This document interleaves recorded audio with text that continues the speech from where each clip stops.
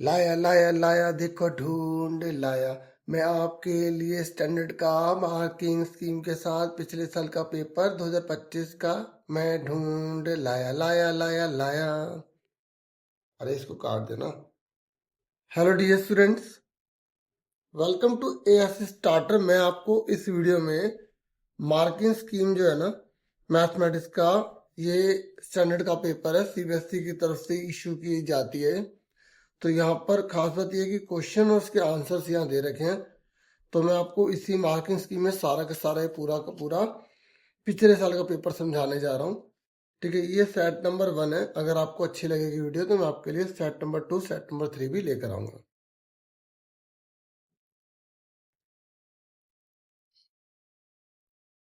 देखिए पहला क्वेश्चन है, यहाँ पर बोला है कि x की वैल्यू a b की पावर क्यूब है और y की वैल्यू a क्यूब b है। ये कह रहा है a और b प्राइम नंबर है और ये कह रहा है कि अगर एचसीएफ आपने निकाल लिया और एलसीएम आपने निकाल लिया तो घटाने के बाद इनमें से क्या आंसर आएगा। आंसर में पता है तो मैं आपको फटाफट सॉल्व करके दिखा देता हूँ। देखिए जब हमें एचसीएफ निकालना होता है ना, तो दोनों में से जो छोटा होता है उसको ले लेते हैं। तो एचसीएफ कितना आ जाएगा, देखो यहाँ ए है, यहाँ पे ए की क्यूब है तो ए आ गया।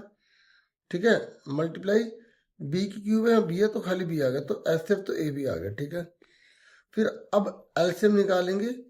एलसीएम जो है यहाँ पर देखो दोनों में से जो बड़ा होगा, ए की क्यूब है यहाँ ए है तो ए की क्यूब ले लिया, बी की क्यूब है यहाँ पे बी है तो बी की क्यूब ले लिया। तो इस तरीके से आ गया। अब इसने बोला कि एचसीएम में से एलसीएम आपको घटा देना है।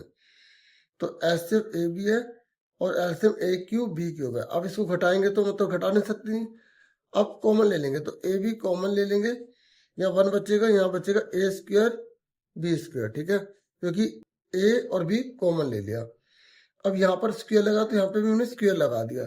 तो फॉर्मूला क्या होता है, ए माइनस बी ए प्लस बी। ठीक है, तो ए स्क्वायर माइनस बी स्क्वायर का फॉर्मूला लगा दिया यहाँ पर। इस पूरे को ना एक साथ कर लिया इस तरीके से। ठीक है, इसका फॉर्मूला क्या होता है, एक बार माइनस में एक बार प्लस में। ठीक है, तो इसका आंसर यहाँ पर आपने देख लिया। ठीक है, फिर उसके बाद सेकंड क्वेश्चन देखो, ये कह रहा है कि इसको सॉल्व करके बताओ कि क्या आंसर निकलेगा। तो देखो हमें 1 प्लस √3 पावर 2 लगी हुई है और दूसरे ब्रैकेट में 1 माइनस √3 पावर यहाँ पे 2 लगी हुई है। ठीक है, अब इसने बोला है कि इसको सॉल्व करो। देखो ऊपर स्क्वायर लगा हुआ ना, जब ऊपर स्क्वायर लगा तो ये फॉर्मूला लगा देंगे, ए स्क्वायर माइनस बी स्क्वायर वाला, जैसे यहाँ पे लगाया है। ठीक है, तो यहाँ पर क्या होता है फॉर्मूला, एक बार माइनस में एक बार प्लस में। ठीक है, तो आप क्या करोगे, ये जो ए है ना, ए ये पूरा ए है और ये जो बी है पूरा बी है। तो आप क्या करोगे, एक बार प्लस में लिख लोगे। ठीक है, तो यहाँ पर आपको प्लस में लिखना है, तो हमने ये ब्रैकेट में प्लस लगा लिया और ये पूरा उतार दिया। ठीक है, उसके बाद इसको हमने एक बार माइनस में ले लेना है, मतलब माइनस हमने बीच में लेना है इस तरीके से। ठीक है, अब ब्रैकेट खोल दो ये, तो 1 प्लस √3। देखो इसका साइन तो चेंज कोई फर्क नहीं पड़ता, इधर वाले में पड़ता है, तो प्लस है तो कोई साइन चेंज होगा ही नहीं, तो हम इस सेम उतार देंगे। ऐसी इधर वाले में कोई साइन चेंज नहीं होता। ठीक है, इधर वाले में चेंज होगा, ये प्लस का 1 है तो माइनस का हो जाएगा, ये माइनस का है तो प्लस का हो जाएगा। अब देखो यहाँ क्या कट रहा है, √3 कट गया, 1 1 2 आ गया और यहाँ पे 1 1 कट गया तो ये कितना आ गया, 2√3 आ गया। ठीक है, तो ये कितना आ गया, 2 2 4√3। ठीक है, तो अब आंसर देख लो यहाँ पर क्या निकला। इसने बोला है कि देखो ये पॉजिटिव है और इरेशनल नंबर है, माइनस में तो आया नहीं, तो यहाँ पर अब लिख दोगे पॉजिटिव है और इरेशनल नंबर, तो कौन सा ऑप्शन हो गया, सी हो गया। ठीक है, उसके बाद नेक्स्ट देखो, अब थर्ड क्वेश्चन देखिए, यहाँ पर इसने बोला है कि आपको ए की वैल्यू फाइंड करनी है और आपको ये इक्वेशन दे रखी है और इसने ये भी बता दिया कि इक्वल एंड पॉजिटिव रूट्स है। तो देखिए जब इक्वल एंड पॉजिटिव रूट्स लग जाता है ना, तो मूल बराबर है और वास्तविक है, तो हमें डी का फॉर्मूला लगाना पड़ता है। ये मैंने हिंदी मीडियम वाले बच्चों के लिए बताया था, अगर वो देख रहे हो तो D equal to B square minus 4ac का फॉर्मूला होता है। अब आप बताइए, देखो पहले ए होता है तो यहाँ पे ए जो है वो ए दे रखा है। ठीक है, और बी कितना दे रखा है, यहाँ पर इसका भी कुछ नहीं तो 1 मानेंगे और सी कितना है, ए ही है। अब पुट कर दीजिए, तो बी की वैल्यू कितनी है, यहाँ पर आप देखेंगे बी की वैल्यू है 1 स्क्वायर माइनस 4, ए कितना ए है, सी भी ए ही है, ठीक है। 1 ये हो गया 4, ए का स्क्वायर हो गया, ठीक है।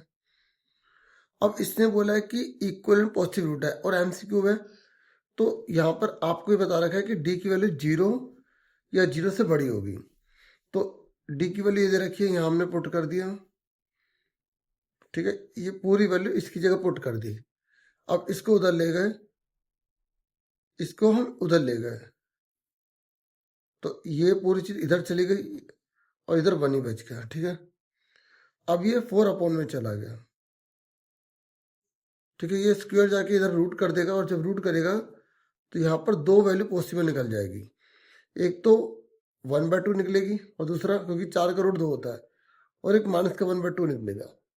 और यहाँ पर इसने बोला है कि पॉजिटिव रूट्स होना चाहिए, और पॉजिटिव रूट तब होगा जब यहाँ पे ए की वैल्यू जो है वो यहाँ पर हमें जो ए की वैल्यू 0 से छोटी मिले, ये मिले, और ये हमें कब मिल रहा है, यहाँ पर मिल रहा है, तो इसलिए आंसर इसका हो जाएगा डी, ठीक है। ये दिया आ रहा है, ठीक है।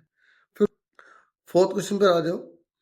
ये कह रहा है the distance of A point A from the x axis is 3 unit. तो ये बता रहा है कि एक्स एक्सिस का मतलब क्या होता है, एक्स कोमा 0, और यहाँ पर, ठीक है, ए पॉइंट है, इसकी दूरी जो है वो 3 यूनिट है, ठीक है।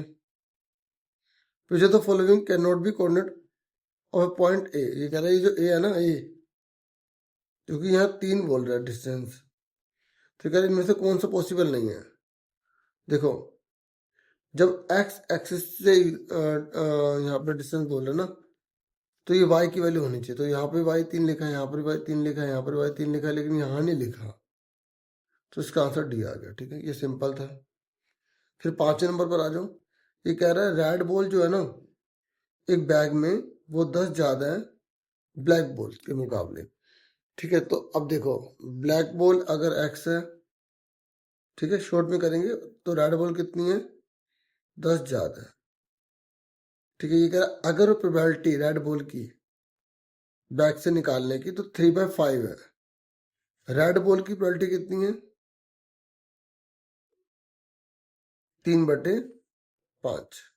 एक तरीका तो ये हो गया, और आप देख लो कि बैग में कोई और तो चीज नहीं है, रेड और ब्लैक बॉल की बात कर रहे हैं, और फिर आपसे पूछ रहे हैं कि यहाँ पर कि टोटल नंबर ऑफ बॉल कितनी होंगी बैग के अंदर। तो हमें ये पता लग गया कि एक बैग में ना लाल बॉल है और काली बॉल है, और हमें लाल बॉल की प्रोबेबिलिटी दे रखी है 3/5। जो चीज दी होती है उसी का फॉर्मूला लगाएंगे। तो रेड बॉल कितनी है, x+10 ऊपर लिख देंगे, टोटल नीचे आएगा, नीचे टोटल कितना है इसका टोटल करो, x 2x + 10, नीचे 2x + 10 लिख देंगे, तो ये पूरी वैल्यू इसके बराबर है, क्योंकि ये रेड बॉल की प्रोबेबिलिटी दे रखी है और हमने रेड बॉल की निकाल ली, तो इसको इससे मल्टीप्लाई कर देंगे। जैसे अगर समझ नहीं आ रहा ना, तो आप थोड़ा वीडियो को दोबारा से एक बार सुन लेना, ठीक है, क्योंकि स्टैंडर्ड है ना, तो इसी के अकॉर्डिंग करवा रहा हूँ। 3 × 2 = 6, 3 × 30, 5x, 5 × 50, ठीक है। 6x प्लस का 5 जाके माइनस का हो गया, प्लस का 30 माइनस का हो गया, तो 6 में से 5 गए 1x या 20, तो x कितना है 20, यानी कि ब्लैक बॉल जो है वो 20 है, और रेड बॉल अगर हमसे पूछा गया तो उसने बोला 10 ज्यादा है, तो ये 30 हो गई, टोटल कितने हो गए 50 हो गए, 50 आंसर आ गया, ठीक है। समझ में आ गई। अब आ जाइए 6th क्वेश्चन पर। देखिए, ये कह रहा है आपको ना p की वैल्यू निकालनी है, और आपको यहाँ बोला गया इनफिनिटली मैनी सॉल्यूशन है इसके। तो आपको जब भी ऐसा कोई क्वेश्चन दे रखा हो, तो आपको क्या करना है, a1 कितना है p, b1 कितना है यहाँ पर आपको 3, और c1 नॉर्मली जो है ना हमें इसकी जरूरत पड़ती नहीं है, a1 और b1 बहुत है। a2 कितना है 12, और b2 कितना है यहाँ पर p, ठीक है, क्योंकि इसने, देखो मैं दोबारा बता दूं, A1 B1 ये होता है C1, A2 B2 C2 होता है, ये हमने लिख दिया है। और इससे बोले इनफिनिटी मैनी सोल्यूशन, आपको पता है इनफिनिटी मैनी सोल्यूशन का फॉर्मूला क्या होता है? A1 अपन में A2, B1 अपन में B2, C1 अपन में C2 इक्वल होते हैं। तो आप क्या करेंगे, ये वाली जो वैल्यू है इसमें पुट कर देंगे, सिर्फ इसी को यूज करना काफी होता है। तो P/12 3/P, तो क्रॉस मल्टीप्लाई कर दो, P का स्क्वायर 12 से 36 हो जाएगा, ठीक है। और P की वैल्यू यहाँ पे 36 का रूट कर देंगे, तो यहाँ प्लस माइनस आएगा, तो प्लस माइनस 6 आ जाएगा, ठीक है। पर एक बात सुनो, इसने यहाँ पर बोला इनफिनिटी मैनी सोल्यूशन है, यहाँ पर ये लिखा है, हम जल्दबाजी में ये टिक करके अपना आंसर गलत नहीं कर सकते। हमें यहाँ पर, मैंने कहा नॉर्मली हम क्या करते हैं, शुरू के दो लेते हैं, ठीक है, लेकिन हमें एक बार इसको भी लेकर चेक करना होगा, ठीक है। B1 अपन B2 C1 अपन C2 को, जो मैंने इग्नोर किया है, क्योंकि यहाँ पर इस तरह की कंडीशन ओनली लिख दिया, एक बार चेक करना चाहिए, ठीक है। और C1 कितना है यहाँ पर, P-3, और यहाँ पर C2 कितना है, P। देखो नॉर्मली ये उधर की तरफ होते हैं, तो अगर आपने लिख भी दिए यहाँ माइनस लगा देंगे तो कोई दिक्कत नहीं, माइनस माइनस कट जाएगा, ठीक है। अब इन दोनों को ले रहे हैं, ठीक है, तो 3/P = P-3/P। अब इसको मल्टीप्लाई करो 3P, इसको मल्टीप्लाई करो P², और यहाँ पर मल्टीप्लाई करो 3P, ठीक है। अब यहाँ पर हम इसे सॉल्व करेंगे, ये माइनस का 3P जाके क्या हो जाएगा, प्लस का 3P हो जाएगा, तो 6P, P का स्क्वायर आ गया, ठीक है। देखो माइनस का 3P जाके प्लस का 3P हो गया ना, तो 6P आ गया। तो अब इस P को ओपन कर लो, तो P से P कट गया, तो P = 6 आ रहा है, ठीक है। देखो अब दोनों में, यहाँ पर तो दो वैल्यू निकल रही थी, यहाँ पर एक ही वैल्यू निकल रही है, ठीक है। और आप इसको इस तरीके से भी कर सकते हो, उसको उधर ले जाओ, P² - CP 6P, ठीक है। तो P - 6 आ जाएगा, तो P की वैल्यू 0 आ रही है, P की वैल्यू 6 आ रही है, तो दोनों में सेम क्या है, 6। और एक बात और, अगर आप ऐसा नहीं करना चाहते तो आप इसमें पुट करके देखेंगे, फिर आप पुट करके देखेंगे ना, अगर ये जस्टिफाई हो गया तब वो आंसर है। तो इसके लिए ना काफी प्रैक्टिस करनी पड़ेगी, स्टैंडर्ड वालों का थोड़ा डीपली क्वेश्चन आता है, तो इसलिए मैंने आपको यहाँ पे पूरा करके दिखा दिया है, ठीक है। अगर ऐसा है तो आप दोनों पार्ट करके देख लेना, पहले ये वाला और फिर ये वाला, ठीक है। क्योंकि अगर हमें कैसे पता चलेगा कि हमें दो बार लिखना है, क्योंकि देखो नॉर्मली ना एक जगह मतलब P की वैल्यू गायब होती है, लेकिन यहाँ पे A1 में भी गायब है और C1 में भी गायब है, और यहाँ पर देखो यहाँ पे B2 में गायब है और C2 में गायब है, तो इसलिए हमें एक बार कर लेना चाहिए इसे, ठीक है। तो ये आंसर की भी हमारे सामने, पर ये सॉल्व नहीं है ना, तो इसलिए तो मैं वीडियो लेकर आया हूँ आपके लिए। देखिए 7 क्वेश्चन है ना, ये 6 चैप्टर से है, लेकिन सॉल्व कैसे करना है, यहाँ पे इसने बोला एंगल C की वैल्यू निकालिए, ठीक है। अब हम कैसे निकालेंगे, ध्यान समझना, यहाँ पर 12 और 7.6 लिखा है, तो इसके जैसा नंबर यहाँ पर देखो कहाँ लिखा है, तो 12, देखो ये लिखा है 6, तो 6 का डबल 12 है, देखो ध्यान से देखो 6 का डबल 12 है, और 7.6 देखो 3.8 का डबल है। देखो ये दोनों लाइन यहाँ मिल रही है, यहाँ मिल रही है, और ये दोनों लाइन यहाँ मिल रही है, मतलब 6 का डबल 12, 3.8 का डबल ये, तो ये दोनों यहाँ मिले, तो यानी कि ये एंगल इसके बराबर है 60 का, ठीक है। अब देखो ये वाला एंगल देखो कैसे, ये और ये है, तो ये 6.3 है, 6√3 है, तो इसका ये डबल है, ये देखो ये 3 है, इसका डबल है, एक ये एक ये और एक ये और एक ये, तो ये 80 है, तो ये भी कितने का होगा, 80 डिग्री हो जाएगा, ठीक है।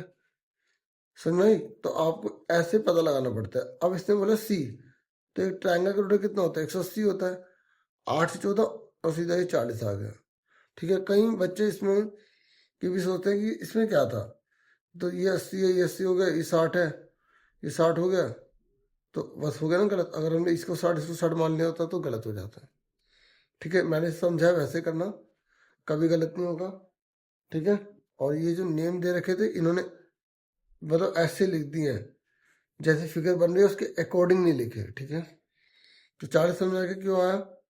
अब देखो ये नेक्स्ट क्वेश्चन है 8वें नंबर पर, इसने बोला ए की वैल्यू निकालिए। देखिए यहाँ पर 10 2a है और इज इक्वल टू में 3 10a है। ओके, इसने बोला और इसने बोला ट्रू है, तो आप ए की वैल्यू निकाल के दिखाइए क्या होगी। एंगल ए की वैल्यू हमें निकालनी है। अब आपको सर ये कैसे होगा, देखो ये ना वैसे तो 11th क्लास में इसके फॉर्मूले होते हैं, पर हमें 11th क्लास के तरीके से करना नहीं है। ऐसा क्वेश्चन कभी भी आ जाए ना तो हमें सारी वैल्यू पुट करके देखना होता है। ठीक है, पहले 90 पुट करके देखो। अब मैं आंसर मुझे पता है 30 पुट करने पे आएगा तो उसका फायदा नहीं ना, थोड़ा सा देख लो। 10 2 90 पुट करा, 3 10 90, तो अब देखो ये हो गया 10 180 डिग्री। और अब आपके कोर्स में 180 का तो कोई कंसेप्ट ही नहीं है, तो आप इसे लीव कर दो। ऐसे 60 है तो 60 को जब इससे मल्टीप्लाई करोगे तो उससे 120, ये भी ज़्यादा पहुंच गया, इसको भी लीव कर दो क्योंकि आपके सिलेबस में नहीं है। 45 ले लो, तो देखो 10, ये 2 को हमने मल्टीप्लाई करा, यहाँ पे ए की जगह 45 लिखेंगे तो 90 हो जाएगा, और 3 ठीक है, और यहाँ पर 45 लिखा। अब 10 90 की वैल्यू कितनी होती है, ये तो आपने पढ़े ही होगा ना, 0 होती है, और ये कितनी होती है 1 होती है। तो ये 0 बराबर 3 हो सकता, नहीं हो सकता। ठीक है, ऐसे क्वेश्चन वैल्यू पुट करके पता लगाए जाते हैं। तो 10 2 a कितना है यहाँ पर 30, अब हम 30 पुट करके देख रहे हैं, और हमें तो पता ही है कि आंसर की दे रखी है, फिर भी मैं आपको करके दिखा रहा हूँ। ठीक है, तो ये कितना हो गया 60 हो गया, और ये 3 10 30 की वैल्यू कितनी होती है 1 में √3 होता है। 10 60 की वैल्यू कितनी होती है √3, और हर रकम में 2 रूट होते हैं, तो 3 का क्या हो जाएगा √3 नीचे √3 है तो ये कट गया, तो √3 बराबर √3 आ गया, तो इसका आंसर क्या आ गया 30 आ गया। ठीक है, वैसे 10th में जिस तरीके से सॉल्व किया जाता है वो 11th में है। तो ऐसे क्वेश्चन को पुट करके पता लगाना होता है। आपकी बुक में भी क्वेश्चन दे रखा है, वो साइन वाला है ना, वैसे ही। और 9th में देखो ये कह रहा है कि इनमें से कौन सी स्टेटमेंट ट्रू है, तो ये तो आपको सोल्व करके पता लगाना पड़ेगा। ठीक है, पर आपको कि सर हमें तो साइन 20 की वैल्यू पता ही नहीं होती। सोल्व का मतलब ये है कि मैं आपको बताऊं, जैसे आपने जैसे प्रैक्टिस कर रखी है, आपने पढ़ा होगा साइन 0 डिग्री कितना होता है 0 होता है। साइन फिर 30 पे आते तो कितनी वैल्यू होती है 1/2 होती है। साइन 45 की वैल्यू कितनी होती है आपकी 1/√2 होती है। साइन 60 की वैल्यू कितनी होती है आपकी √3/2 होती है। आप देख रहे हो साइन की 0 30 40 जैसे जैसे वैल्यू बढ़ रही है वैसे वैसे वैल्यू भी बढ़ रही है। तो कोई बच्चे सोचते हैं कि ये छोटा है, आप मुझे बताओ 1/2 बड़ा है या 1/√2 बड़ा है। 1/√2 बड़ा है, क्योंकि देखो ये एक को 2 से डिवाइड कर रहे हैं, और यहाँ पे एक को ना 2 के भी √2 से डिवाइड कर रहे हैं, यानी कि बहुत कम वैल्यू से डिवाइड कर रहे हैं, तो ये बड़ा होगा ना, इसलिए। तो आपको उसी को ध्यान में रखकर ये देखना है कि कौन सी ट्रू लिखी है। तो कोस में उल्टा होता है, कोस में उल्टा होता है, जितनी वैल्यू बड़ी होगी ना उतना वो छोटा हो जाएगा। ठीक है, तो इसका आंसर सी आ जाएगा। क्लियर हो गया। अब उसके बाद आंसर क्वेश्चन देखिए। देखिए उसके बाद नेक्स्ट है, ये कह रहा है 30 मीटर लंबी रस्सी है, उसको हमने बांधा गया है अच्छे से एक पोल से, खंबे से, ग्राउंड से। ये खंबा हो गया, ये ग्राउंड से बांधा गया। ठीक है, तो इसने बोला कि एंगल जो है 60 डिग्री का है, ये एंगल जो है वो 60 डिग्री का है, और इसने बोला हाइट निकालिए पोल की, ये, और जो रस्सी की लंबाई वो 30 है। अब आपको ये पता लगाना है कि इन दोनों में कौन सा फॉर्मूला होता है। देखिए ये और ये फॉर्मूला कौन सा होता है, जो थीटा के सामने वाले को पी बोलते हैं और 90 के सामने वाले को एच बोलते हैं। तो पी और एच का फॉर्मूला होता है हमेशा साइन थीटा, तो पी अपन में एच लिख दिया। तो साइन थीटा कितना दे रखा है आपको 60 डिग्री दे रखा है। पी की वैल्यू कितनी है आपकी ए बी। ठीक है, ए बी हमें निकालना है, और एच का नाम क्या है ए सी। ठीक है, तो साइन 60 की वैल्यू कितनी होती है √3 होती है। ठीक है, अपन में 2 लगा देना। ठीक है, पूरा लिखना। और ए बी कितना है, ए बी का नाम पी ए बी है। ठीक है, पी लिखना, पी लिख दो। और ए सी कितना है 30 है। अब क्रॉस मल्टीप्लाई कर दो, इसको इससे, तो 2ab 30 √3, तो 2 में चला जाएगा, तो कितना आ गया ए बी 15√3 आ गया। ठीक है, तो यहाँ पर आंसर 15√3 आ गया। देखिए अब है हमारे पास 11th क्वेश्चन। ये कह रहा है एक ना वुडन क्यूब है, उसका जो फेस है उसकी साइड दे रखी है 7 सेंटीमीटर, और ये कह रहा है हेमिस्फेरिकल डिप्रेशन जो है रेडियस 0.35 है, वो यहाँ बनाए जाते हैं, उसमें से निकाले जाते हैं लकड़ी के। तो ये कह रहा है टोटल कितने डिप्रेशन निकाले जा सकते हैं। मतलब समझ रहे हो आप क्या कह रहे हैं? जैसे ये ना क्यूब है, ठीक है, तो यहाँ पे देखो वो छोटे छोटे हैं, देखो ये पूरी यहाँ पर आप देख रहे हो साइड 7 सेंटीमीटर दे रखी है। ठीक है, ये पूरी 7 सेंटीमीटर दे रखी है। ठीक है, और इसने बोला है कि ना यहाँ पर जो हेमिस्फेरिकल जो डिप्रेशन है उसकी रेडियस 0.35 है, तो ये निकाले जाते हैं। मतलब ऐसे ना छोटे छोटे ऐसे डिप्रेशन निकाले जा रहे हैं इसमें से, ऐसे गड्ढे गड्ढे ये हेमिस्फेरिकल शेप में। तो टोटल जो मैक्सिमम कितने निकाले जा सकते हैं, जैसे पास पास में भी अगर हम गैप रखें, हल्का करके तो गैप रखने पड़ेगा, नहीं तो वो पूरे टूट जाएगा। तो कितने रख सकते हैं हम, यहाँ पर ये फाइंड करना है। तो ऐसे का आंसर बहुत सिंपल होता है।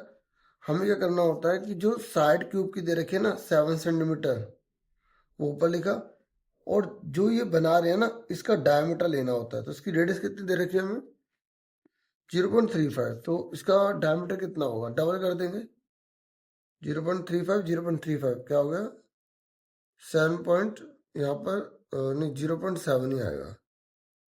ठीक है, तो 0.7 यहाँ नीचे इसे डिवाइड कर देंगे, तो अभी से हटाओ तो पॉइंट हट गया, ऊपर 10 आ गया, तो 10 आ गया। ठीक है, ऐसे ही क्योंकि देखो ये क्यूब है, इधर वाला भी वही सेम होगा 10।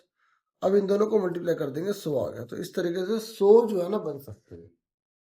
तो इसका आंसर क्या गया, बी आ गया। ठीक है, देखिए 12th क्वेश्चन पर आज ये कह रहा है the cumulative frequency for calculating median is obtained by adding the frequencies of all the. ये कह रहे जो हम CF लेते हैं ना मीडियन निकालने के लिए, CF नहीं लेते, तो हम उसमें ऐड करते हैं। किन को ऐड करते हैं, देखो मैं आपको एग्जांपल बताऊंगा तो आप खुद ही बता दोगे। 0 से 40, 40 से 80, 82, 120, 122, 160। यहाँ 8 है, यहाँ पे 7 है, यह 15 है। ठीक है, और यह 5 है, तो इसको टोटल करो कितना आ गया 35 आ गया। 35 का हाफ करो कितना आ रहेगा 17.5। तो हमें क्या निकालना पड़ेगा CF। तो 8, 8 में 7 जोड़े 15, 15 में 5 जोड़े 30। ठीक है, और 30 में 5 जोड़े 35। ठीक है, तो अब आप मुझे बताइए 17.5 जो है किसके अंदर आ रहा है, इसके अंदर आ रहा है ना। तो ये मिडिल क्लास आ रही है। तो हमें अगर CF लेना है तो मैं कौन सा CF लूंगा, ये वाला लूंगा ना। तो जो मिडिल क्लास आती है उससे पहले वाले जितने भी F है उनको तो जोड़ रहे हैं। तो यहाँ पर वही बोल रहा है कि अगर मुझे CF निकालना है मीडियन के लिए, तो मैं ऐड करूंगा फ्रीक्वेंसीज को, किसकी, classes preceding the median class, जो मिडियन क्लास आएगी, ठीक है, उससे पहले वालों को जोड़ूंगा। ठीक है, तो इसका आंसर क्या है C। ठीक है, C लिखा है, वो आंसर तो लिखे हुए मैं समझा रहा हूँ। देखिए अब ये 13 क्वेश्चन है, ये कह रहा है मीन और मीडियन जो है ना, यहाँ पर हमें इतना इतना दे रखा है, इसने बोला मोड निकाले। देखिए इसका एक फॉर्मूला होता है simple, mode is equal to 3 median minus 2 mean होता है। शॉर्ट में Z is equal to 3m minus 2 x पे बार। ठीक है, तो 1 2 3 तीन में से दो चीज दी होगी, एक चीज निकाल ली होगी, या तो सिंपल ही पूछ लिया। मीडियन कितना है, देखो इसने मीडियन बाद में लिखा है 11, और मीन इसने पहले लिखा है यह 10। ठीक है, तो कितना आ गया 33, 20, कितना आ गया 13। ठीक है, 13 आ गया। ठीक है, क्लियर हो गया। अब उसके बाद यहाँ पर देखिए नेक्स्ट क्वेश्चन है ये, अगर in the adjoining figure AB is the code of the largest circle touching the smaller circle. ये देखो ये छोटा सर्कल है, ये बड़ा सर्कल है, और ये जो है ना ये बड़े वाले सर्कल की कोड है, छोटे वाले सर्कल की ये क्या बन गई, टेंजेंट बन गई। ठीक है, इसने यहाँ पर ही बता रखा है, ये कह रहा है AB जो है वो 2R है, पूरा AB 2R है। देखो ये पूरा 2R है, तो ये आर होगा। क्यों? क्योंकि सेंटर से जो कोड पर हम बाइसेक्ट बनाते हैं ना, या परपेंडिकुलर बनाते हैं, और ये परपेंडिकुलर कैसे हुआ? क्योंकि इस सर्कल पर ये टेंजेंट है और इस छोटे सर्कल पर ये टेंजेंट है, तो ये 90 का होगा ही होगा। इसका मतलब ये बड़े बड़े सर्कल की कोड पर बाइसेक्ट है, तो ये अगर आ रहा है, ये आ रहा है, तो पूरा टोटल 2 आ रहा है। ठीक है, अब इससे बोला है कि ओपी भी आ रहा है, ओपी ये भी आ रहा है, ये भी आ रहा है, ये भी आ रहा है। ये कह रहे रेडियस निकालिए बड़े बड़े सर्कल की। तो ये रेडियस ये होगी, ये देखो मैं आपको बना के दिखा देता हूँ। देखिए छोटा सर्कल है, ये बड़ा सर्कल है, और ये जो बड़े सर्कल की ये जो कोड जा रही है छोटे सर्कल की टेंजेंट है, तो ये इस पर 90 डिग्री की बनती है हमेशा। तो पूरा का पूरा 2 आ रहा है, तो ये आर हुआ, ये भी इसने आर दे रखा है, इसने ये पूछ लिया। तो यहाँ पर पाथेस प्रॉपर्टी लगाएंगे, और ऐसे क्वेश्चन में प्रॉपर्टी मत लगाना, आपको याद होना चाहिए, प्रैक्टिस है ना। अगर ये दोनों सेम है तो ये r√2 आ जाएगा। और याद रखना, देख लेना, करके देख लेना, 10 है, ये 10 है, तो ये 10√2 ही आएगा। ठीक है, देखिए 15 क्वेश्चन है, ये कह रहा है एक पैरेललोग्राम है, having one of its side 5 centimetre circumscribe circle. देखो ये क्या कह रहा है, ये कह रहा है एक सर्कल है, ठीक है, उसको एक पैरेललोग्राम जो है ना वो सर्कमस्क्राइब करता है। ठीक है, और आपको ये पता होना चाहिए कि अगर पैरेललोग्राम सर्कल को सर्कमस्क्राइब कर रहा है तो वो रोम्बस बन जाता है। ठीक है, अगर आपको पता है तो अच्छी बात है, आप सीधा कर दोगे, नहीं तो कोई बात नहीं, हम इसे सॉल्व कर लेंगे। देखो ये 5 सेंटीमीटर दे रखा है कि 5 है, तो अब इसमें क्या है कि ये वाली चीज इसके बराबर होती है, क्योंकि बाहर वाले पॉइंट से जब सर्कल पर हम टेंजेंट ड्रॉ करते हैं तो ये दोनों हिस्से बराबर हो जाते हैं। ठीक है, ऐसे ही दोनों हिस्से बराबर हो जाते हैं, ऐसे ये इसके बराबर होगा, इसके बराबर होगा। तो जब हम इसको सॉल्व करेंगे ना, तो एक ऐसी इक्वेशन अराइज होगी जिसमें ये और ये इक्वल हो जाएंगे, तो जिसकी वजह से हम, क्योंकि ये दोनों तो बराबर है, तो इसलिए जो है, और ये दोनों भी आपस में बराबर है, तो ये इसके बराबर प्रूव हो जाएगा। तो ये इसके जब बराबर प्रूव हो, तो ये 5 तो ये 5 होगा, ये 5 है तो 5 होगा, तो टोटल कितना आएगा? 20 आ जाएगा। तो सीधा इसका आंसर 20 आ गया। ठीक है, बाकी अब इसका क्वेश्चन आप देख सकते हैं, बुक में भी है, और 11 नंबर पर देखना। ठीक है, तो ये वैल्यू नहीं प्रूफ करने वाला है। ठीक है, देखिए अब 16 क्वेश्चन है, ये कह रहा है ई और एफ जो है ना पॉइंट है साइड ए बी और ए सी में एक ट्रायंगल एबीसी दे रखा है। तो ऐसा कोई भी क्वेश्चन है तो आप बना लो पहले कि ए है, ये बी है, ये सी है, और यहाँ पर ए बी और ए सी। ठीक है, ये देखो ये ए बी है, ए सी, इस पर ई पॉइंट है और इस पर एफ पॉइंट है। ठीक है, हमने इसको मिला के देख लिया। ठीक है, ये कह रहा है ए बटे में ई बी, ए बटे में ए बी, और ए बटे में एफ सी, ये 1:2 है, यानी कि ये 1 है तो ये 2 होगा, ये 1 है तो 2 होगा। ये कह रहा अब आप बताइए इनमें से कौन सा रिलेशन ट्रू है। तो देखो इसमें लिखा क्या है, E F P C, E F P C, E F B C, B C F.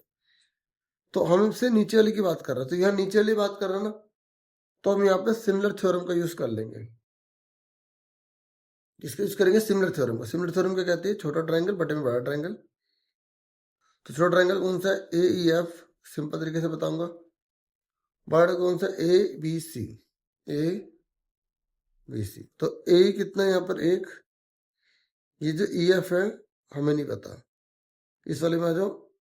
A B कितना है? पूरा 2 और 1 3, और बी सी हमें नहीं पता। ठीक है, तो अब यहाँ सिमिलर थ्योरम आपको पता होगी कैसे करते हैं। ए ई बटे में क्या ले लेंगे हम यहाँ पर? ए बी, क्योंकि हमें यहाँ पर बी सी को देखना है और ई एफ को देखना है। ठीक है, तो हमने एक पता वाला ले लिया, ए ई बटे में ए बी। तो इसमें क्या लेंगे? जब मैंने इधर ए ई बटे में ए बी लिया तो अब इधर ले रहा हूँ ई एफ बटे में बी सी। ठीक है, तो ए ई और ए बी कितने का? ए ई और ए बी 1/3 है, तो ई एफ और बी सी कितने का आ जाएगा? इसको हम ऐसे छोड़ देंगे, क्रॉस मल्टीप्लाई कर देंगे, तो 3 ई एफ बराबर BC आ गया। ठीक है, तो 3EF बराबर BC ये लिखा, ये तो आंसर ही हो गया ना, तो ये डी में लिखा है, तो डी आंसर इसका। ठीक है, उसके बाद नेक्स्ट क्वेश्चन देखो 17 कह रहे which of the following statement is true for polynomial px of degree 3। जब डिग्री 3 हो तो ये इसका मतलब ये है कि ज्यादा से ज्यादा ना उसमें 3 डिस्टिंक्ट जीरोस होने चाहिए, तो ये बिल्कुल ठीक है। ठीक है, ये डी में यही आंसर है, मोस्ट 3 डिस्टिंक्ट जीरोस होने चाहिए। ठीक है, तभी उसमें जो है ना 3 डिग्री हो सकती है। तो ये तो सिंपल है। उसके बाद 18 है, ये कह रहा है एक पेयर ऑफ डाइस को थ्रो किया गया, मतलब हमने पासे को फेंका गया जिसमें जोड़ा फेंका गया। ठीक है, जैसे अब हम पासे को जैसे फेंकते हैं तो क्या क्या आ सकता है इसमें, 1 1 1 1 1 1 2 2 2 2 2 2, क्योंकि जोड़ा फेंका गया ना, तो 1 2 3 4 5 6 1 2 3 4 5 6। ऐसे हम 3 3 3 3 भी ला सकते हैं, 4 4 4 4 भी ला सकते हैं, 5 5 5 5 5 भी ला सकते हैं, 6 6 6 6 6 6। तो 1 2 3 4 5 6 1 2 3 4 5 6 1 2 3 4 5 6 1 2 3 4 5 6। तो ये इस तरीके से हो गया। ठीक है, अब पूछा क्या है, मैंने तो देखो समझाने के लिए पूरा बता दिया ना। अब पूछा क्या, यहाँ इसमें बोला है कि एक पेयर ऑफ डाइस को फेंका जाता है, मैंने देख लिया कि सारे पॉसिबल ये चीजें हैं, इससे बाहर कुछ नहीं आएगा। फिर ये कह रहा सम जो आएगा ना, सम ऊपर जो ऊपर टोटल आएगा वो एटमोस्ट 10, ज्यादा 10 आएगा। ठीक है, इसका मतलब है कि वो कह रहा है कि 11 और 12 नहीं आएगा, जोड़ने पर ना 11 12 नहीं आएगा, क्योंकि बोले ज्यादा 10 आएगा। तो क्या नहीं आएगा, 11 और 12 नहीं आएगा। तो देखो ये 3 हटा दो, यानी कि इनमें से कोई भी सम आ जाए। ठीक है, लेकिन 11 और 12 नहीं आना चाहिए। वो अगर 10 ज्यादा 10 तक सम आएगा, एटमोस्ट लिखा है, तो 33/36 होगा, क्योंकि 33 जने जिता सकते हैं, ये 3 जने नहीं जिता सकते। अगर ये 3 नंबर आ गए तो वो हार जाएगा, तो काट दो। तो 11/12 आ गया, तो हमारा आंसर ये आ गया डी। ठीक है, उसके बाद नेक्स्ट देखिए, यहाँ पर असर्शन रीजन वाले क्वेश्चन है। यह लिखा है कि 4 की जो n है ना, तो ends with digit 0 for some natural number n। ठीक है, for a number x having 2 and 5 as its prime factors, x for n always end with digit 0 for every natural number n। देखो ये कह रहा है 4 की ओर n है ना, तो ये कह रहा है इसका एंड 0 से हो सकता है। आप पुट करके देखो, खुद ही पुट करके देखो, आप पुट करके देखो। 4 की ओर n है, तो अगर मैं n की जगह 1 रख दूं, 4 आएगा, 2 रख दूं 16 आएगा, 3 रख दूं 64 आएगा, तो 0 तो आ ही नहीं रहा पहला नंबर, तो ये तो फॉल्स है। और पता है ऐसे क्वेश्चन में आपको क्या फायदा मिलेगा, देखो ट्रू फॉल्स फॉल्स ट्रू, मतलब दो के दो ऑप्शन फॉल्स जो है ना वो नहीं हो सकते। अगर पहला वाला फॉल्स है तो ये पक्का ट्रू है। दोनों ट्रू तो हो सकते हैं, दो फॉल्स नहीं हो सकते हैं, जैसे कि यहाँ दे रखा है। तो ये फॉल्स है तो पक्का ट्रू होगा। फिर भी चेक कर लो, ये कह रहा है 0 तभी आएगा जब इसकी जो फैक्टर है उसमें 2 और 5 दोनों हो, 2 और 5 दोनों हो, तो ये ट्रू है और ये फॉल्स है। तो आंसर डी आ गया। देखो डी है, असर्शन फॉल्स है और रीजन ट्रू है। ठीक है,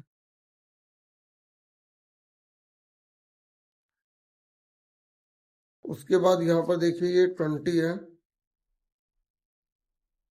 ये कह रहा है tangent drawn at the end point of a diameter of a circle are always parallel to each other. बिल्कुल ट्रू लिखा है।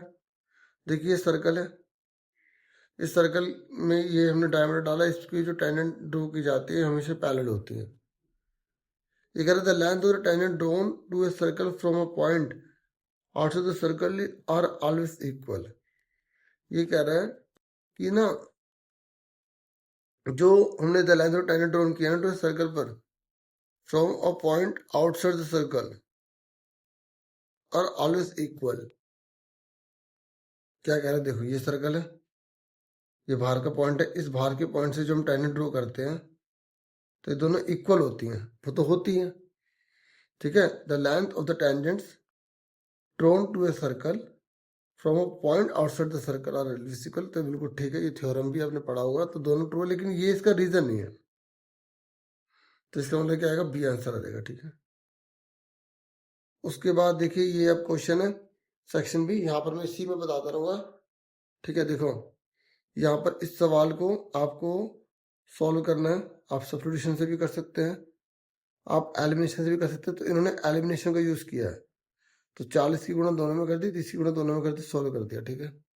अब मैं इसी में दिखाता जा रहा हूँ, ठीक है। आंसर क्यूब जो थे वो सॉल्व नहीं थे, तो मैंने इसे वीडियो आपको सॉल्व करके दिखा दिए। बाकी यहाँ पर देखो, यहाँ पर एक 1.5 मीटर टॉल लड़का है, ठीक है, ये देख रहे हैं आप, और वो जो है दूर जा रहा है लैंप से, ये लैंप है, ठीक है, और ये 12 मीटर हाई है, 12 मीटर हाई है, ठीक है, और इस स्पीड इसकी दे रखी है 2.5 मीटर पर सेकंड के हिसाब से जा रहा है, तो आपको लेंथ निकालनी है शेडो की 3 सेकंड के बाद। तो ऐसा कोई भी क्वेश्चन है जो पहले उसको ना हमें मीटर में बदलना पड़ता है, ठीक है। तो यहाँ पर देखो, यहाँ पे ए बी जो है वो लैंप पोस्ट है, और सी डी जो है बॉय है, और ये बॉय की जो हाइट है वो 1.5 है, और इसकी हमें 12 दे रखी है, ठीक है। और हमें निकालना है कि length of the shadow 3 second के बाद यहाँ से यहाँ पहुंचेगी, तो उसकी शेडो की लंबाई कितनी होगी, हमें एक्स मानना, तो ये हमें यहाँ से तक कितना दे रखा है, बी डी, तो इसको हमने क्या करा, डिस्टेंस में कवर कर लिया। डिस्टेंस कैसे निकालते हैं, डिस्टेंस इक्वल टू होता है स्पीड इनटू टाइम, ठीक है। तो स्पीड जो है बच्चे की वो देगा 2.5, ठीक है, 2.5 मीटर, ठीक है। और यहाँ पर जो इसने बोला है the length of his shadow after 3 second, यानी कि यहाँ से यहाँ तक वो पहुंच गए, इसकी 3 सेकंड के बाद की निकालनी है, ठीक है। तो ये 3 सेकंड में उसने डिस्टेंस कवर किया, तो 3 से मल्टीप्लाई कर देंगे तो ये 7.5 आ गया, ठीक है। हमें ये निकालना है, ठीक है। तो इन दो ट्रायंगल को सिमिलर प्रूव करके दिखा देंगे। सिमिलर कैसे, ये देखो, ये छोटा और ये बड़ा ट्रायंगल, इसमें दोनों एंगल क्या है, बराबर है, और साइड क्या है इसकी, प्रोपोर्शनल है, सिमिलर है, तो या सिमिलर का फॉर्मूला लगा के कर लो, जैसा आपको ठीक लगे, ठीक है। प्रूव करना, प्रूव कर दो, फिर इन्होंने उसी को सॉल्व कर दिया, आंसर निकाल दिया सिमिलर प्रॉपर्टी का फॉर्मूला लगा के, ठीक है। सिमिलर कैसे करा, देखो मैं बता देता हूँ आपको। देखो ए बी, जैसे हमने यहाँ पर इन्होंने सी डी लिया है, तो वही ले लो, देखो सी डी बटे में ए बी, जैसे ये छोटा ट्रायंगल की साइड ली, ऐसे बड़ा ट्रायंगल की साइड ले ली, सी डी बटे में ए बी, फिर लिया इन्होंने डी, छोटे ट्रायंगल की साइड ली, फिर बटे में यहाँ पे बड़ा ट्रायंगल का बेस लेंगे बी ई। तो यहाँ पर बच्चों को कन्फ्यूजन हो जाते, तो इसलिए मैं बच्चों को ना इस ऐसा कोई क्वेश्चन आता है, क्योंकि बच्चे कहेंगे सर इसमें एंगल तो दे नहीं रखा, तो अगर एंगल नहीं दे रखा तो इसको हम प्रोपोर्शन से सॉल्व कर लेते हैं। तो मैं क्या करता हूँ, बच्चे को बताता हूँ कि ये जो एक ट्रायंगल में दो ट्रायंगल है ना, इसको अलग अलग कर लो, ऐसे ए बी, और यहाँ पर क्या है ई, ए बी ई, ठीक है। और यहाँ पर कौन सा है, सी डी ई। तो अब ए बी 12 है, और ये बी ई कितना है, पूरा कितना है, 7.5 प्लस एक्स, ठीक है, 7.5 प्लस एक्स, और ये डी ई कितना है, एक्स, ठीक है। तो बस जैसे हमने क्या करा, हमने ये बट, और ये कितना है, हमें ये कितना लड़के की है, 1.5, ये बट्टे में ये लिया, ये बट्टे में ये लिया, ऐसे बच्चों को जल्दी समझ में आ जाता है। फिर इसके बाद इसे सॉल्व कर दिया, क्रॉस मल्टीप्लाई कर दिया, आंसर आ गया, ठीक है। उसके बाद यहाँ पर इन्होंने बोला है कि पैरेललोग्राम एबीसीडी है, ये देखो यहाँ पर कह रहा है कि साइड एडी को प्रोड्यूस किया गया है, इस एडी को प्रोड्यूस कर दिया गया आगे तक, ठीक है। और ई पर मिल रहा है, फिर कह रहा है बीई, इधर जो बीई है, ये जो बीई है इंटरसेक्ट कर रही है सीडी को एफ पर, इधर प्रूव करके दिखाओ, या मतलब आपको सिमिलर प्रूव करना है A B E, A B E ये ट्रायंगल है, और C F B, C F B, इन दो ट्रायंगल को सिमिलर करना है। तो देखो हमें पहले देखना है कुछ कॉमन है क्या। तो आप ए ई बी, ये देखो ए ई बी ये वाला एंगल, और सी बी एफ, सी सी बी एफ ये वाला एंगल, देखो ये जेड बन रहा है, ठीक है, क्योंकि इसने बोला था पैरेललोग्राम है। जब इसने ये पैरेललोग्राम बोला है, ठीक है, तो ये साइड इसके पैरेलल है, तो ये साइड भी तो इसके पैरेलल होगी, और ये इसको आगे तक बढ़ाया गया है, तो इसलिए ये एक जेड बन जाएगा, ये इसके बराबर हो गया, ठीक है। और क्योंकि ये एक पैरेललोग्राम है, तो ये वाला एंगल भी इसके बराबर होगा, तो दो एंगल बराबर कर दिए, ठीक है, एक इसमें और इस वाले में, तो इसलिए क्या हो गया, सिमिलर हो गया, ठीक है। देखिए नेक्स्ट क्वेश्चन है, यहाँ पर इन्होंने बोला है कि आपको सी पॉइंट की वैल्यू निकालनी है, और देखो ये पिक्चर बनी नहीं आएगी एग्जाम में। इसने बोला कि ए बी को सी हमने इस तरीके से बढ़ाया कि ए सी जो है ना वो डबल है बी सी का, यानी कि ए बी थोड़ा इसको बिल्कुल इक्वली बढ़ाएंगे, क्योंकि इसने बोला ये जो ए सी है ना वो बी सी के डबल के बराबर है, यानी कि ये और ये हिस्सा बराबर है, यानी कि हम इसे मिड पॉइंट को फॉर्मूला लगा के इसे सॉल्व कर लेंगे।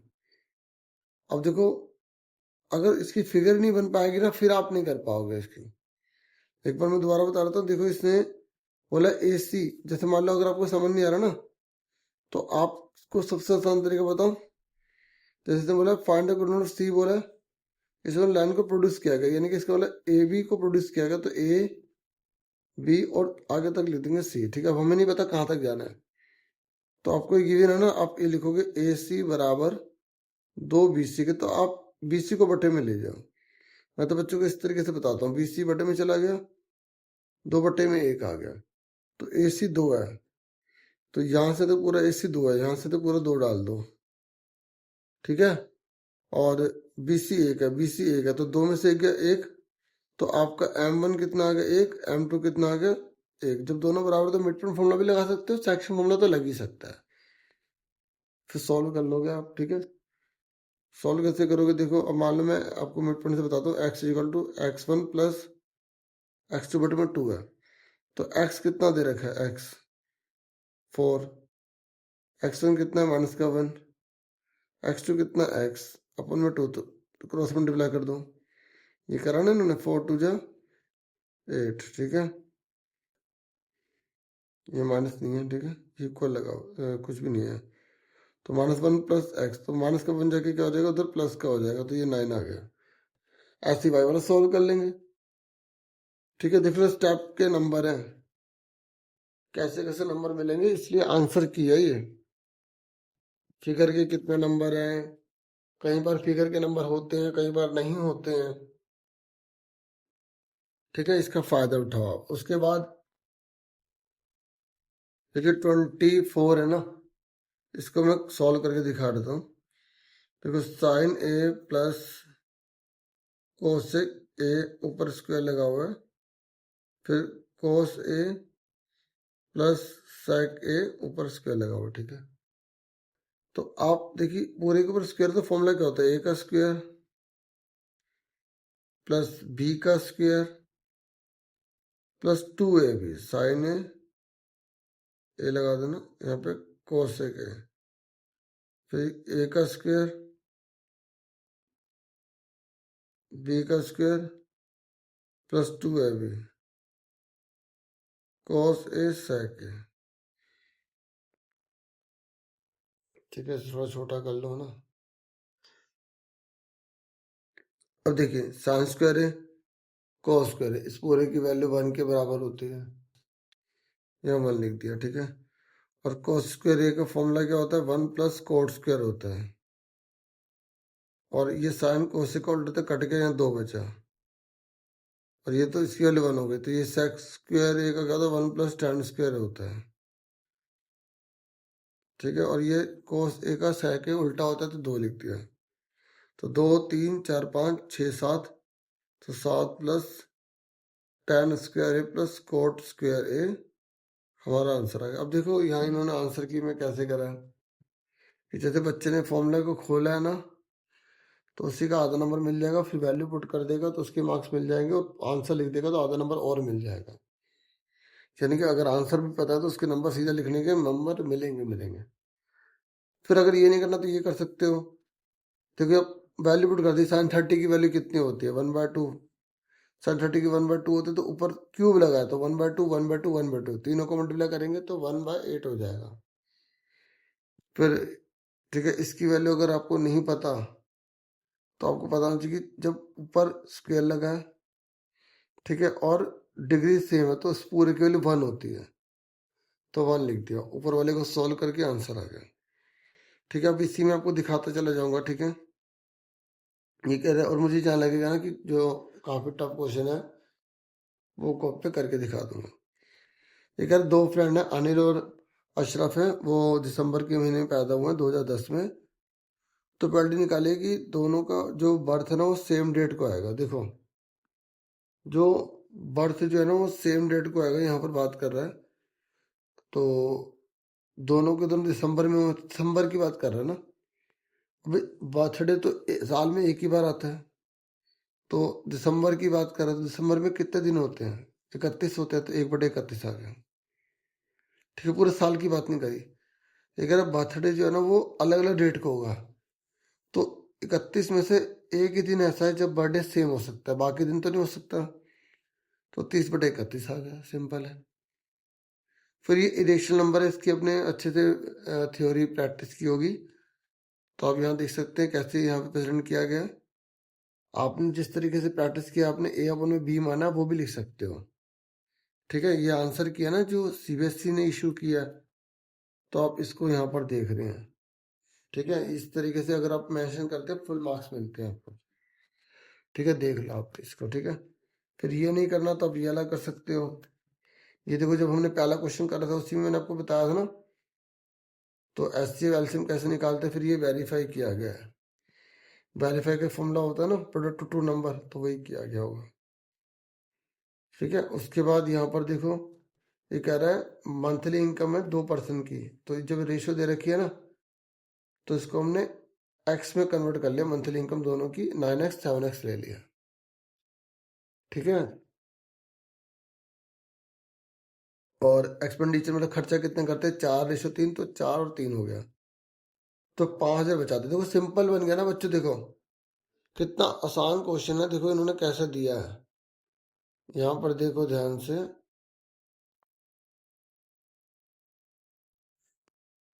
देखिए ये इनकम है और ये खर्चा है, तो इनकम में से खर्चा जाएगा तो सेविंग बचेगी ना, सेविंग दोनों की 5,000 रुपये है।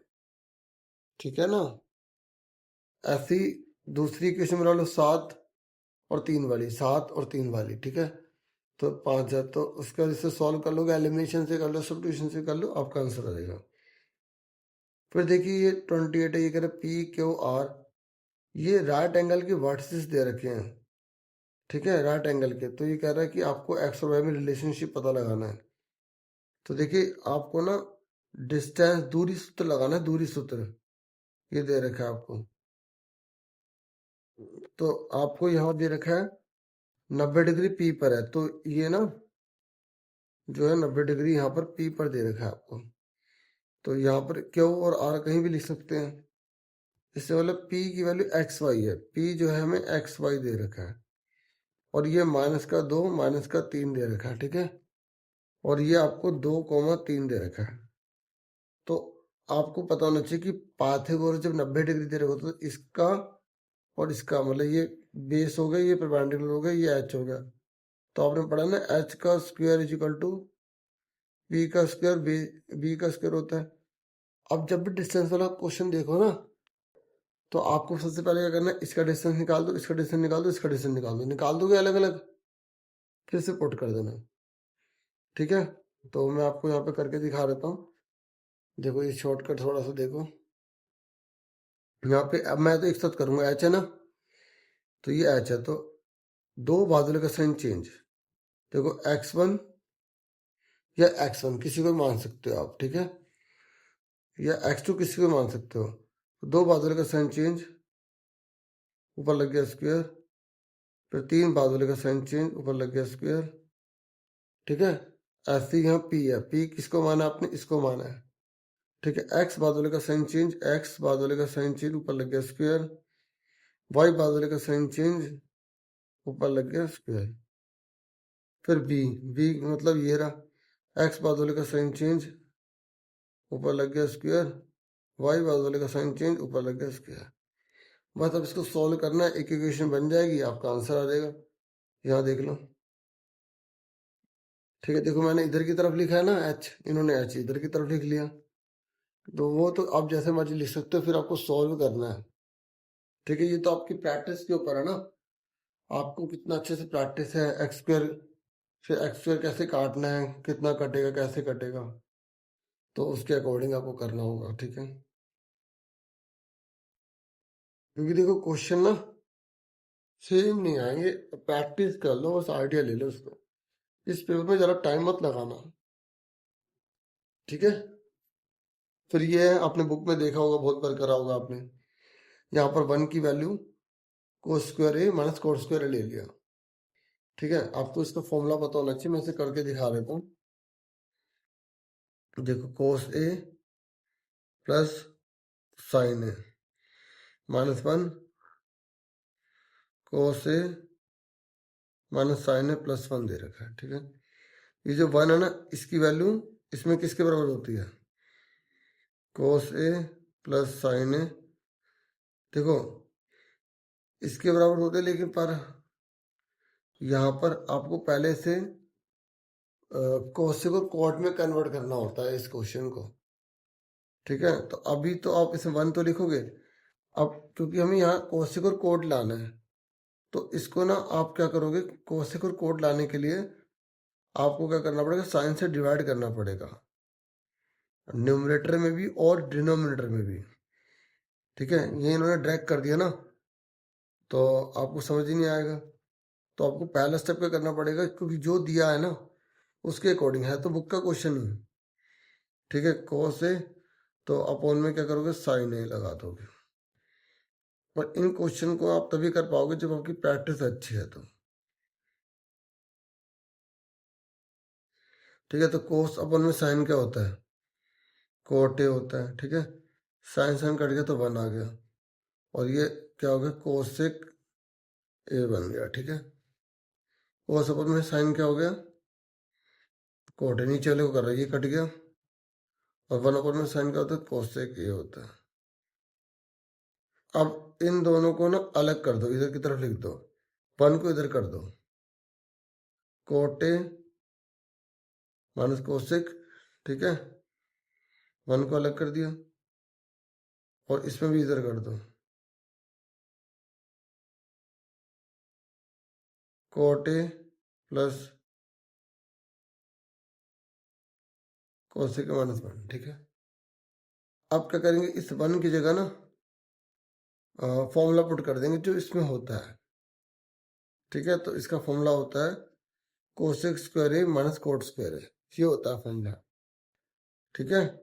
ये 1 की वैल्यू कोस में जो है ना, ये देखो कोट ए माइनस कोसेक ए है, तो ये 1 की वैल्यू होती है यहाँ पर कोसेक स्क्वायर ए माइनस कोट स्क्वायर ए, ठीक है। और नीचे वाले को कुछ नहीं करना, नीचे वाला अपने आप ऊपर वाले से कट जाएगा, नीचे वाले में कुछ नहीं करना। यहाँ तक क्लियर हो गया,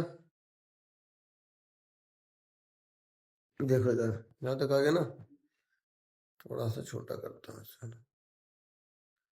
अब देखो इसमें फॉर्मूला क्या होता है, ए का स्क्वायर बी का स्क्वायर का फॉर्मूला क्या होता है, ये ना ट्रिग्नोमेट्री है, तो ये एक बार में नहीं आती, आपने करी होगी तभी आपको समझ में आएगी।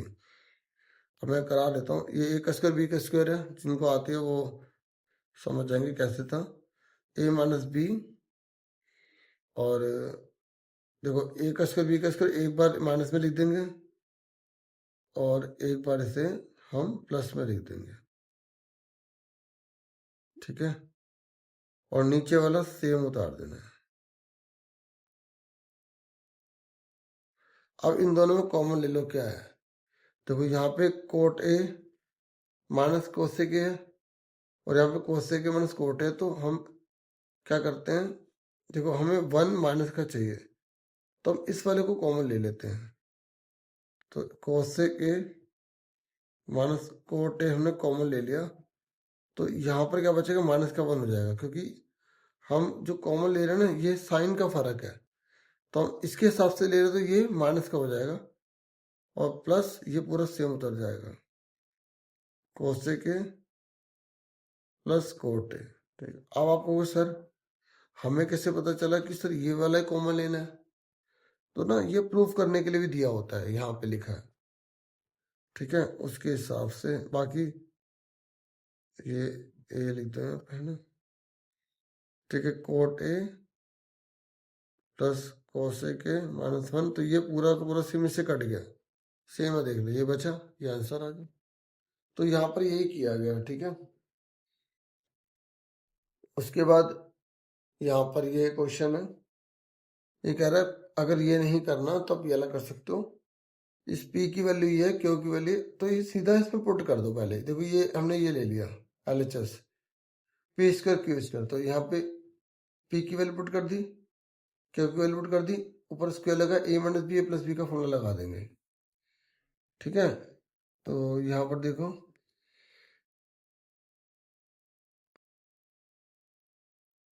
यहाँ पर पता क्या कर रहा है, इस पूरे को A माना है, इस पूरे को B माना है, तो A प्लस बी और A माइनस बी। फिर इसके बाद क्या करा, यहाँ कोस से कोस कट गया, ये क्या कर 2 कोट, और यहाँ पे जब ब्रैकेट खोलेंगे तो कोट से कोट कट जाएगा, तो कोस कोस 2 कोस हो जाएगा, तो मल्टीप्लाई करा 4 कोट थीटा कोस थीटा। तो अब आप देखो यहाँ पर हमने ये निकाल लिया। ठीक है, अब हम लेंगे RHS, ये वाली वैल्यू लेंगे। ठीक है, तो यहाँ पर फॉर्मूला लगाएंगे A plus B minus B, A का स्क्वायर बी का स्क्वायर। फिर क्या करेंगे, इसको हम खोल लेंगे, कोस कोट स्क्वायर थीटा है ना, तो हमने इसको क्या करा, इन्होंने ओपन कर लिया। मैं इसको यहाँ करके दिखा देता हूँ, ये 4 है, ये ना आंसर की है ना, इसमें थोड़ा शॉर्ट में लिख देते हैं, थीटा तो थीटा लिख लेते हैं। ठीक है, अभी ए लिख रहा था ना तो इसलिए मैंने ए लिख दिया। ठीक है, अब ये देख ये आया कैसे, देखो ये कोट है ना, इसको खोल लो, कोस स्क्वायर थीटा बटे में साइन स्क्वायर थीटा। ठीक है, और ये कोस स्क्वायर थीटा ही रहेगा अपन में 1। ठीक है, और इन दोनों में सेम क्या है, कोस स्क्वायर थीटा कॉमन आ गया, तो यहाँ क्या बचा, 1 अपन में साइन स्क्वायर थीटा बचा -1। ठीक है, दोनों में कोस स्क्वायर थीटा था ना, बाहर आ गया, तो 1 अपन में साइन स्क्वायर थीटा बचा माइनस, और यहाँ पे 1 का 1 बचा। ठीक है, अब यहाँ लिखा कोस स्क्वायर थीटा, अब 1 अपन में साइन का उल्टा क्या होता है, कोस स्क्वायर थीटा होता है, तो वो इन्होंने वापस 1 अपन में साइन को कोस स्क्वायर थीटा लिख दिया। समझ में आ गया कैसे आए। अब ये कोस स्क्वायर थीटा लिख दिया, और कोस स्क्वायर थीटा -1 की वैल्यू, इसकी पूरी की वैल्यू क्या होती है, कोस स्क्वायर थीटा होती है। ठीक है, ओके, अब इन्होंने फिर ये स्क्वायर से रूट कट गए, ये आ गया आंसर, दोनों इक्वल कर दिए। फिर उसके बाद ये 30 नंबर पे क्वेश्चन है, ये कह रहा है कि अल्फा बीटा जो है ना वो इसके जो जीरोस हैं, तो आपको उस इक्वेशन को पता लगाना है जिसके ये हो। ठीक है, तो देखो हमें पता है alpha plus beta some of zeros का फॉर्मूला क्या होता है, माइनस का बी अपन में ए होता है, तो यहाँ माइनस बी की जगह क्या लिखा, क्यों लिखा था, क्यों अपन पी हो गया, अल्फा बीटा कितना हो गया, सी अपन में ए होता है तो 1/p हो गया। देखो भाई अल्फा प्लस बीटा का फॉर्मूला माइनस बी अपन में ए होता है, तो यहाँ पे ए दे रखा था p और बी दे रखा था क्यू और सी दे रखा था 1, और अल्फा बीटा का फॉर्मूला क्या होता है, सी अपन में ए होता है, पुट कर दिया। ठीक है, यहाँ से समझ आ गई। अब हमें अल्फा और बीटा यहाँ पर 2 अपॉन में लगा दिया है, तो हम क्या करेंगे, यहाँ पुट कर देंगे। ठीक है, सम ऑफ द जीरोस क्या फॉर्मूला होता है, इन दोनों को सम ऑफ जीरो इनको जोड़ेंगे। ठीक है, इनको जोड़ेंगे तो इसका एलसीएम ले लिया उन्होंने, इसको इससे, इसको इससे, इसको इससे, ये आ गया। तो अब ये उल्टा है, देखो ये ये है ना अल्फा प्लस बीटा अपन में अल्फा बीटा। तो यहाँ पर देखो ये रहा इसकी वैल्यू तो दोनों पुट कर दी यहाँ पर। मैं करके दिखाता हूँ देखो। हमने क्या करा, सबसे पहले ये समझ में आ गया आपको क्या करा है मैंने, ये पूरा करके दिखा देता हूँ। ठीक है, देखिए अल्फा प्लस बीटा फॉर्मूला क्या होता है, माइनस का बी अपन में ए होता है, तो माइनस का बी कितना देखा क्यू, ए कितना पी है। ठीक है, फिर अल्फा बीटा फॉर्मूला क्या होता है, सी अपन में ए, तो सी अपन में ए, सी कितना देखा एक, और ए कितना देखा पी देखा। ठीक है, ओके। थोड़ा शॉर्ट में ना, तो इसमें आंसर की में समझ नहीं आता, जिससे बच्चों को समझा रहे हैं आगे समझ में आता। अब इसने बोला कि इस इक्वेशन को बनाओ, अगर इसके अल्फा बीटा, तो अब इसका निकालो अल्फा प्लस बीटा। तो अल्फा प्लस बीटा मतलब इन दोनों को जोड़ो, टू अपन में अल्फा, टू अपन में बीटा। ठीक है, हमें ये निकालना है, इसे सॉल्व करना है, क्योंकि तभी इक्वेशन बनेगी। इसको सॉल्व करके कैसे करेंगे, या वन वन डाल देते हैं। ठीक है, कंफ्यूजन नहीं होगी। तो इसका एल्सियम कैसे लेंगे, इसको इससे मल्टीप्लाई, इसको इससे मल्टीप्लाई, इसको इससे मल्टीप्लाई। ठीक है, अब दोनों में दो कॉमन है, दो बाहर आ गया, अल्फा प्लस बीटा अपन में अल्फा बीटा। अब दो मल्टीप्लाई में अल्फा प्लस बीटा की वैल्यू कितनी निकाली हमने, माइनस का क्या अपन में पी, क्या अपन में पी माइनस आगे लगा दो। ठीक है, बटे में अल्फा बीटा कितना है, वन अपन में पी। ठीक है, तो वन अपन में पी लगा दिया। उसके बाद माइनस का टू, क्या अपन में पी, ये उल्टा हो जाएगा, पी अपन में वन, तो पी से पी कट जाएगा, तो माइनस का टू यहाँ पर क्या हुआ आ गया। ठीक है, ऐसे ही प्रोडक्ट ऑफ जीरोस का फॉर्मूला क्या होता है, अल्फा वन बीटा वन। ठीक है, क्या होगा, इन दोनों को मल्टीप्लाई कर देंगे, टू अपन में अल्फा मल्टीप्लाई टू अपन में बीटा, तो क्या आ गया, फोर अपन में अल्फा बीटा। तो फोर अल्फा बीटा की वैल्यू कितनी है, यहाँ पर वन अपन में पी, तो यहाँ वन अपन में पी, तो ये उल्टा हो जाएगा, पी अपन में वन हो जाएगा, तो कितना आ गया, फोर पी आ गया। ठीक है, अब ये फोर पी आ गया, तो हमें सम ऑफ जीरोस पता लग गया, प्रोडक्ट ऑफ जीरोस पता लग गया। अब इक्वेशन का फॉर्मूला क्या होता है, एक्स का स्क्वायर अल्फा प्लस बीटा, क्योंकि मैंने वन वन माना है, एक्स अल्फा बीटा। ठीक है, तो एक्स का square alpha plus beta one कितना निकाला हमने, माइनस का टू क्यों, यहाँ एक्स लिख देंगे, plus alpha one beta one कितना, फोर पी। ठीक है, तो एक्स का स्क्वायर माइनस माइनस क्या होगा, plus two Q plus X, four P आ गया। ठीक है, तो यहाँ पर देख लो, ये सॉल्व किया है। ठीक है, यहाँ पे इन्होंने आंसर कर दिया, ये मैंने सॉल्व कर दिया। ठीक, देखिए अब ये 31 क्वेश्चन से है ना, अब ये मैंने आपको 30 तक करवा दी है। और कैसी लगी वीडियो कमेंट करके बताना, और अगर अच्छी लगेगी तो मैं आपको इसका सेकंड पार्ट ये और ले आऊँगा, लेकिन मैं आपको सारा दिखा रहा हूँ। ठीक है, तो ये इसने बोला रेक्टेंगल, ये सर्कमस्क्राइब कर रहे थे, स्क्वायर हो गई। आपने जैसे नई बुक में 9 चैप्टर है, पुरानी बुक में 10 है, तो 8वां क्वेश्चन है और आपने 11वां करा होगा, तो उसके हिसाब से ये है, यहाँ वैल्यू दे दी इसने और आसान कर दिया। ठीक है, बाकी फिर सेक्शन डी स्टार्ट हो गया। ठीक है, आप ये देख लो, फिर ये क्वेश्चन कैसे सॉल्व हुआ है। ठीक है,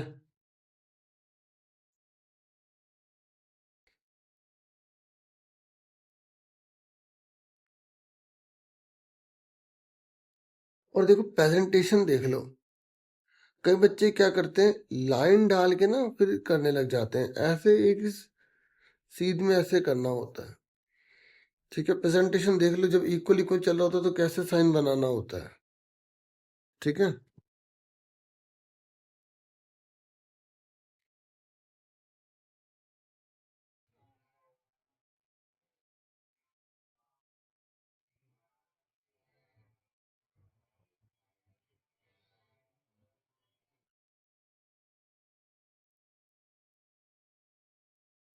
ये देख लो, मोड और मीन निकालना है इसमें।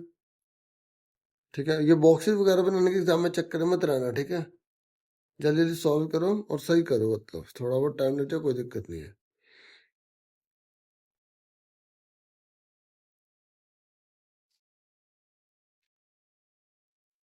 फिर ये केस स्टडी है ना, ये बिल्कुल मत छोड़िएगा, ये ना बहुत इजी होती है, काफी स्कोरिंग होती है और आपको नंबर दिलवा देंगी। ठीक है, ये सॉल्यूशन है।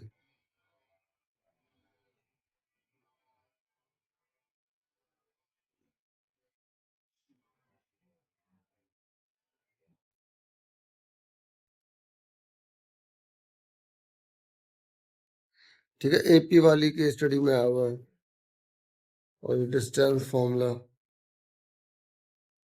या जो भी दे सकता है वो एग्जाम में। ठीक है, होगा इजी।